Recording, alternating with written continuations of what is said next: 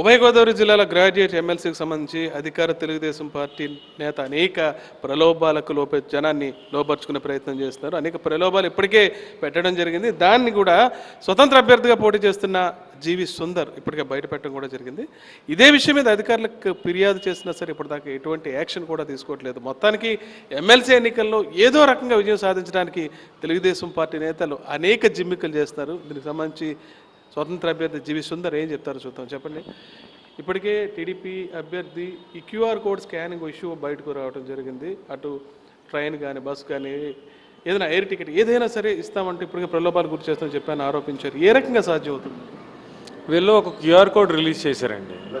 QR code release చేసి ఆ QR code కానీ స్కాన్ చేసుకుంటే ఒక నెంబర్కి వెళ్తుంది.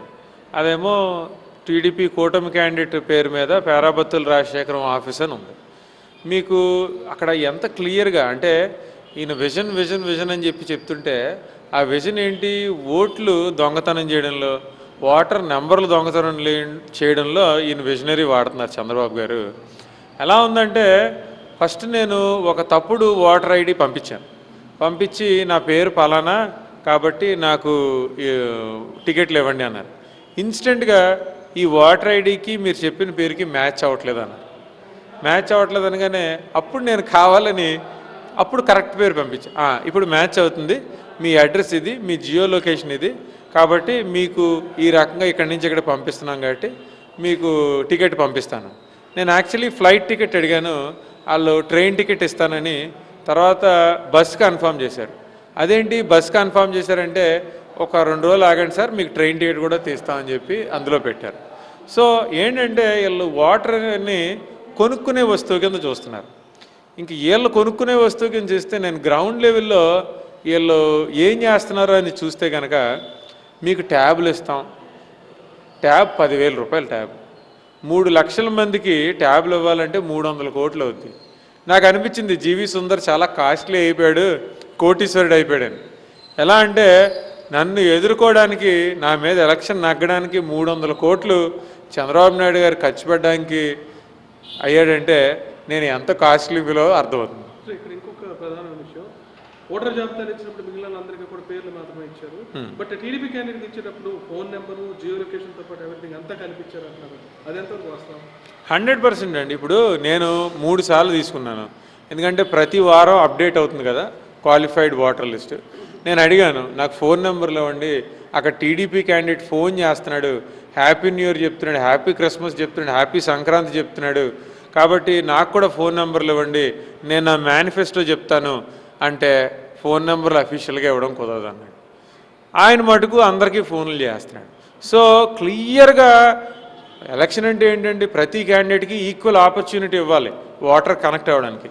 క్లియర్గా వాళ్ళు గవర్నమెంట్లో ఉన్నారు కాబట్టి వాళ్ళ నెంబర్లు పెట్టుకుని నెంబర్లు తీసుకుని వాళ్ళు ఫోన్లు చేస్తున్నారు, మా ఎవరికి కూడా ఫోన్ నెంబర్లు ఇవ్వట్లేదు. ఎనీవేస్ నాకైతే గ్రౌండ్ లెవెల్లో నేను, నా కార్యకర్తలు ఉన్నారు, గ్రౌండ్ లెవెల్లో నేను ఓటర్ దగ్గరికి వెళ్తున్నాను, నాది ప్రజల గొంతుకు, ఖచ్చితంగా నా వాయిస్ ప్రజలు వాళ్ళే తీసుకెళ్తున్నారు.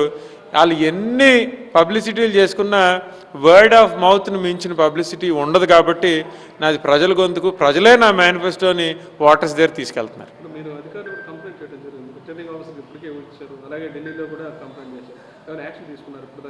ఏం రాలేదండి.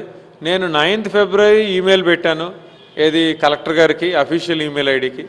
దాని తర్వాత 12th ఫిబ్రవరి ఎలక్షన్ కమిషన్ ఢిల్లీ ఆఫీస్కి దాన్ని ఫార్వర్డ్ చేశాను. తర్వాత 13th రిటర్నింగ్ ఆఫీసర్ గారు లేకపోవడంతో డిప్యూటీ రిటర్నింగ్ ఆఫీసర్ గారికి రిటర్న్ కంప్లైంట్ ఇచ్చాను, ఎక్నాలజ్మెంట్ తీసుకున్నాను. వాళ్ళ దగ్గర నుంచి అయితే ఇప్పటికీ ఒక్క రిప్లై కూడా రాలేదు. ఇంకోటండి, ఇక్కడ ఎలక్షన్స్ ఎలా ఉన్నాయంటే మా ఫ్లెక్సీలు ఉంటే తీసేస్తున్నారు, వాళ్ళ ఫ్లెక్సీలు ఇంకా హైవేస్ మీద మీరు ఇప్పుడు వెళ్ళి చూడండి, ఆ చాగళ్ళ వైపు అటువైపు ఇప్పటికీ వాళ్ళ ఫ్లెక్స్లు ఉంటున్నాయి. 100% జరుగుతుందండి, 100%. వాళ్ళు గవర్నమెంట్లో ఉన్నారు, క్లియర్ అడ్వాంటేజ్ తీసుకుంటున్నారు.